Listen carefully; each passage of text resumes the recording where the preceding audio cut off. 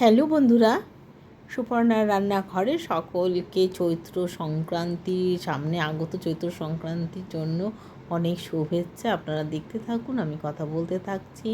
হ্যাঁ, এবার সেলের বাজার, সামনে সেলের বাজার আপনারা জানেন, গেট 1 বাই 1 আরও কত কিছু ছাড় থাকে চৈত্র সেলে। তো সেরকমই একটা রান্না ঢুকতে এসে আপনারা 3খানা রান্না দেখতে পেয়ে যাবেন। আমি একটু লাল লাল করে ভোলা মাছ ভেজে নেব, ভোলা মাছের ঝাল, তার সাথে আরও কিছু রান্না থাকবে। তো দেখে নিলেন, মশলা খুব একটা বেশি নিইনি, লঙ্কার গুঁড়ো, নুন আর হলুদ গুঁড়ো নিয়েছি। আর ভোলা মাছগুলোকে আগে পরিষ্কার করে ধুয়ে নিয়ে নুন হলুদ মাখিয়ে রেখেছিলাম আধ ঘন্টা আগে, নুনটা সামান্য, কারণ ভোলা মাছ এমনিই নোনতা।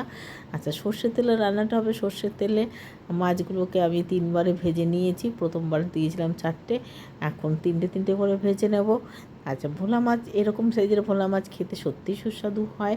তো আমার ঘরে আজকে কিন্তু ধনেপাতা ছিল না, আমি কিন্তু ধনেপাতা ছাড়া মাছটাকে রান্না করেছি। পরেও মানে খাবার ঠিক কিছুক্ষণ আগেই ধনেপাতা মিশিয়েছি। তার কারণ হচ্ছে মাঝখানে সময় পাইনি, আর অনেক ভোরবেলা, ভোর 4:45টায় ঘুম থেকে উঠে গেছি। সানডে সকাল, ঘুম ভেঙে গেছে। যেহেতু ঘুমের ওষুধ খেয়ে ঘুমোই, তাই ঘুম একবার ভেঙে গেলে আর ঘুম আসতেই চায় না।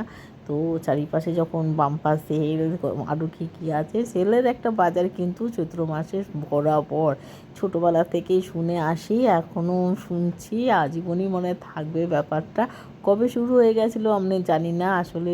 সেল বলতে সেল তো সবসময় চলে দোকানে। চৈত্র সেল মানে হচ্ছে ওই মানে পুরো স্টক ক্লিয়ারেন্সের ব্যাপারটা থাকে।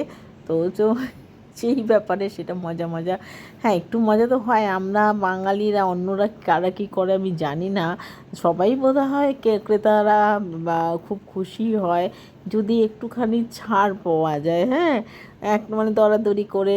আর বিশেষ করে আমরা যারা উত্তর কলকাতা এবং দক্ষিণ কলকাতার মানুষ, তারা কিন্তু ভীষণভাবে আমরা কিন্তু দরাদরি কষাকষি করে কিনতে পছন্দ করি। সেটা হাতিবাগান, শ্যামবাজার মার্কেটেই হোক, বড় বাজারে তো ওটা কমই হয়। বড় বাজারে কষাকষি, দাম দর কষাকষির ব্যাপারটা নেই। আর গড়িয়াহাটাই হোক, এরকম দরদাম করে আমরা জিনিস কিনতে যেরকম পছন্দ করি, সাজার জিনিস পছন্দ, সাজগোছের ঘর সাজাবার জিনিস থেকে শুরু করে মাছ, আলু, পটল সবই আমরা দরদাম করে কিনতে পছন্দ করি। আর করোনাকালীন আমাদের অনেকেরই খুব একটা মানে ভালো অভ্যেস হোক, বাজে অভ্যাস হোক, যাই হোক, যে বাড়ির দোরগোড়াতে যারা আসেন বিক্রেতারা, মাছ সবজি যা আসে তা কিন্তু আমরা কম বেশি দরদাম করে রেখে দিই, বিশেষ করে ছোট মাছ। এই ভোলা মাছটা কিন্তু এইভাবে আমি বাড়ির সামনে থেকে রেখেছি, বাড়ির গেটের সামনে থেকে, বাজারে যেতে হয়নি। আর ভোলা মাছের গায়ে যে হলুদ বসিয়েছিলাম, সেই হলুদ উঠছে না কড়াইতে, আমি ঘষেই যাচ্ছি কড়াইতে, কোনো মানে এটা মানে এখন পার্লারে নিয়ে গিয়ে তুলতে হবে, ঘষে মেজে। মজার একটা রেসিপি, আর খেতেও খুব মজাদার হয়েছে। বন্ধুদের সাথে শেয়ার করছি। এরকম রান্না আপনারা অনেকেই করেন, আমিও করেছি। আর ভোলা মাছ কিন্তু আগে শীতকালে পাওয়া যেত, এখন তো 12 মাস পাওয়া যায়।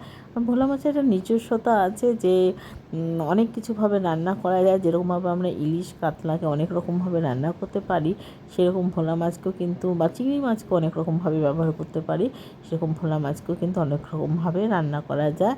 এটি তারই একটি পদ্ধতি। আর এটা দেখতেই পাচ্ছেন, আমি খুন্তি নিয়ে লড়াই করছি একটা অংশে, যেখান থেকে হলুদটা আর উঠছে না। আর এটা হলুদটা না উঠলে পরে কী হবে, কাঁচা একটা গন্ধ থেকে যাওয়ার একটা চান্স থাকে। তো যাই হোক, এটাকে তুলেই ছাড়বো। আমিও জিদ্দি, ওদিকে হলুদও জিদ ধরে বসে আছে। এবার অগত্যা আমাদের দুজনের মধ্যে মধ্যস্থতা করলো জল জল দিয়ে ওটাকে, হলুদটাকে কড়াই থেকে আলগা করে নিলাম, এবং পরিমাণ মতন জল তো দিতেই হবে, এবং দিয়ে জলটাকে ভালো করে ফুটিয়ে নেওয়ার পরে তখন আমি কী করলাম, ভাজা মাছগুলো এক এক করে দিয়ে, এই পর্যায়ে কিন্তু আমি আর ফুটাইনি, আমি ঢাকা চাপা দিয়ে একটা খুন্তি মাঝখানে রেখে ঢাকা চাপা দিয়ে ছেড়ে দিয়েছিলাম, যে পরে যখন ধনেপাতা আসবে বাজার থেকে, অত ভোরবেলা আমি বাজার কোথায় পাবো, তা তখন আমি এটাকে ফুটিয়ে নেব। তা আমি সেই পর্যায়ে অবধি আপনাদের দেখিয়ে দিচ্ছি। তারপর যখন ধনেপাতা আসবে তার ছবি যদি তুলি তাহলে আমি অবশ্যই দেখাবো। আর এই যে ডাল, তার কারণ হচ্ছে আমি আজকে একটু বেরিয়েছিলাম, এবার ছবিটা তোলা হয়েছে কি না অন্য একজনের ওপর ভাত দেওয়া ছিল, তিনি বলেন আমি ছবি তুলতে পারি না। আমি বললাম কেন, নিজের ছবি তো তুলতে পারো, তাহলে মাছের কেন ছবি, ভোলা মাছ কী দোষ করলো, ভোলা মাছের কেন ছবি তুলতে পারবে না।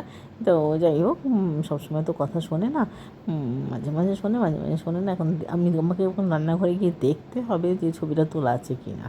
এবার হচ্ছে একটা সুন্দর একটা নিরামিষ আলু ভাজা। এই আলু ভাজাটা আপনি রুটি দিয়ে, পরোটা দিয়ে তো খেতে পারবেন, পাশাপাশি ডালের পাশে বা ঘি যোগে শুধু ভাতের সাথেও খেতে পারবেন। প্রথমে দিয়ে দিয়েছি কাঁচা লঙ্কা, তারপর দিয়ে দিয়েছি কালো জিরা ফোড়ন, আর একটুখানি মোটা মোটা করে লম্বা লম্বা করে আলু কেটে নিয়েছি।